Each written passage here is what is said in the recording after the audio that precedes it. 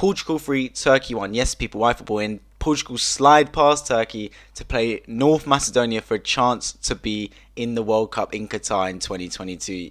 As always, if you enjoy football match reactions, this is the place to be. Why football? So I'd really appreciate a subscription on my road to 700 subscribers, and leave your thoughts of the match in the comment section down below. I mean, where can we start? Portugal got past Turkey, but it was tight at times. They were running away with it, and then Turkey came back in the game, missed basically a last-minute penalty, and then Portugal went up the other end and scored. I mean, heartbreak for the Turkish fans, jubilation for the Portuguese fans and players, and they couldn't have gone an easier game against North Macedonia. I mean, who would have predicted that? You would have thought Italy versus Portugal for a chance to be in the World Cup. One of them's not making it. Well, I'll tell you one thing for sure. Italy is not making the World Cup. They got knocked out by North Macedonia. Portugal fans, they must be loving it. The players must be loving it. Ronaldo has one last shot at this World Cup, maybe. He might just make it with this Portugal side. I mean, it's a farce that they're even in this position in the first place. They've got an unbelievable squad. They should have easily made it past the... past without needing to do this qualifying thing. They should have made top of their group. I believe they went out to Serbia, who finished ahead of them. Regardless, they beat Turkey, the first obstacle, and now they've got North Macedonia. They could not ask for a better game in order to make it to the World Cup. I mean, let's start with the game itself. Portugal on top at the start. Turkey were at 6s and 7s. Could not pass the ball, could not defend, couldn't get the ball up to their strikers. It was just a horrible all-round performance from Turkey. Burak Yilmaz was stationary. No movement from him whatsoever. An absolute dinosaur up there. And the ball just kept bouncing off him. Turkey could not leave the box. And Portugal managed to get the goal. It was a shot by Jota, I believe, off the post. And then Otavio, first one's on the scene and rebounds the ball into the net. Static Turkish defenders. I mean, Soyuncu, Demiral, no movement whatsoever. As soon as the ball came off the post, they were static, stagnant. And it was Otavio that actually made the movement and scored. After that, Portugal kept pushing. But a man like Ronaldo, he had a stinker tonight. Absolute stinker. He could not do anything. He couldn't shoot. He couldn't pass. I mean, what was wrong with him? He was getting annoyed with himself. I don't know if he was getting annoyed with his teammates. I don't know what was wrong with him. It didn't matter tonight, but if Portugal lost this game, the Messi fanboys would have had a field day with Ronaldo because he was terrible today. Turkey grew in the game though. They did grow in the game for a period, but then Portugal fought right back and scored. Diego Jota always seems to score. Great header. Like, the ball came across goal, he headed it near post. Keeper, I mean, he can't save it because it's right in the corner. But even though he can't, near post, you've got to always judge the keeper. If it goes far post, look, it is what it is, a brilliant finish. If it's near post, you've got to have looks at the keeper. And although it was a great finish and the keeper may have had no chance, I'm still going to think, in your near post, you've got to defend it better. But yeah, 2-0 going into halftime, for me, that's game over. Like, Turkey, I have faith in them as much as I can. Even the most die-hard Turkish fans that really think the country can do something here must have thought at 2-0 Portugal away from home, it's game over. It's locked off. But they summoned something. The second half, they came alive. And they got a goal from Burak Yilmaz. And all it took was a little bit of magic, a little bit of innovation.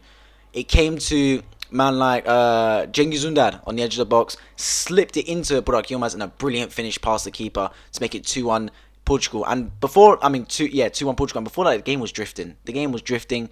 There was nothing really happening. It was just flowing in ebbs. But then that game shot into life. Turkey had newfound confidence. And they kept going. And they managed to get a penalty in the 85th minute. Enes Ünal got kicked at by Jose Font. Went to VAR. Penalty was awarded. And it was Burak Yilmaz stepping up. And that would have made it 2-2. The comeback of all comebacks for Turkey. But what does he do? Blazes it over the bar. Doesn't even test the keeper. Horrible penalty. Literally could have been one of the most pressured penalties in his lifetime. Could have given Turkey a chance to get to the World Cup qualifying final. And the worst possible thing, if Turkey managed to get through this game, they would have played North Macedonia. A miles easier game than Portugal. They literally might have had the World Cup on a platter for them. But they just missed that penalty. And then after that, you could tell the heads dropped because they didn't create anything afterwards. And Portugal managed to get a third goal on the break. And that was game over. That was the writing on the wall. And Turkey go home packing. It's an L for new manager Stefan Kuntz. It's hard to see because for much of the game they were second best. But they just had a 20-minute spell, Turkey. And the game really could have been theirs. Because if they made it 2-2... they would have had all the momentum, and they easily could have gone on to find that third goal. But it just wasn't meant to be. Burak Yilmaz, he went from villain to hero to villain again, and it's just, is it time up for him? Who knows, man. Like, maybe that Enes Ünal guy is going to be the new striker for Turkey. Either way, like, you don't need to be young to score a penalty. If anything, the experience would have helped him. Being in that pressure scenario, 36 years of age, I believe. He's taken enough penalties in his life to know that was a big one. And he blazed it over the bar. Disappointing, man. Like, all the experience in the world doesn't mean anything at times if you're just horrendous. But yeah, in terms of Portugal, how far I think they can get, should they progress as I expect them to progress to the World Cup. They got a really good team. No one can doubt it. Portugal got a really good team. Something isn't quite clicking though. Because even now, on paper, they had brilliant players. Bernardo Silva, Jota, Ronaldo. Unbelievable footballers. Yet something isn't quite clicking in that squad. And I'm not sure what it is, to be honest. They were missing Cancelo and Diaz, who of course are massive players for them. Unbelievable footballers. But is it the ego of Ronaldo that's getting in the way? I just feel like there's something holding that team back, chemistry-wise, cohesion-wise. Because no doubt they should be favourites for the World Cup, or one of the favourites. Because their squad is stacked. Like, France have got to be up there.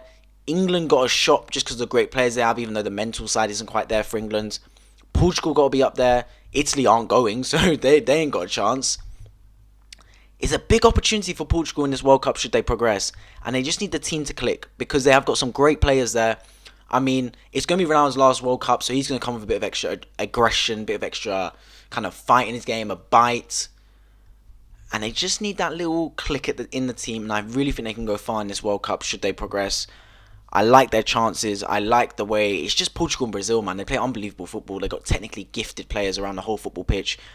But they also play with flair. And they play with that excited.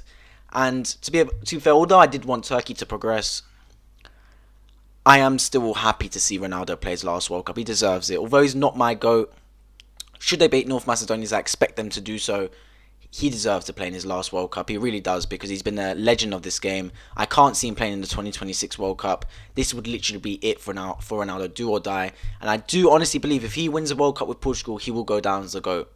I honestly do believe that. But until he does that, it will still be up in the air between him, Messi, Maradona, and then Pele if you want to add him as well. Let's talk about Turkey now to end the video.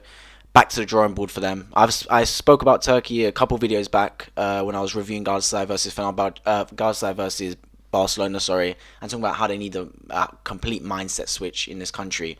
There's 90 million Turks. There's about 15 million Portuguese people. Yet Portugal fielded a world-class squad and Turkey fielded a bunch of casuals. The country is football mad. Turkey, football mad country. Yet they can't get a great team together. It's the facilities, just something's not quite clicking, man. And it's a shame, because the country could become a football powerhouse. I honestly do believe it, because the passion is there. It's just the facilities, the lack of trust maybe, because all the good Turkish players in that squad are in foreign countries. Soyuncu plays in England. Demiral plays in Italy. Yilmaz plays in France. Cengiz Ünder also plays in France. You know what I mean? Then the rest of the team that are filled out, all the players that play, the subpar players, all actually play in the league. That should never be the case, especially for Turkey. You should be building that Turkish youth talent from the core. They shouldn't have to leave the country to get an opportunity. Yeah, it's just a whole mindset switch that needs to happen at the country, and I think hopefully it's a wake-up call. They sacked the old manager Şenol Güneş, rightly so, because that was a disaster in the Euros, absolute disaster. But now they're going to miss this World Cup here, which is a shame, because it would have been nice for the country, especially in Qatar, because it's so close to Turkey.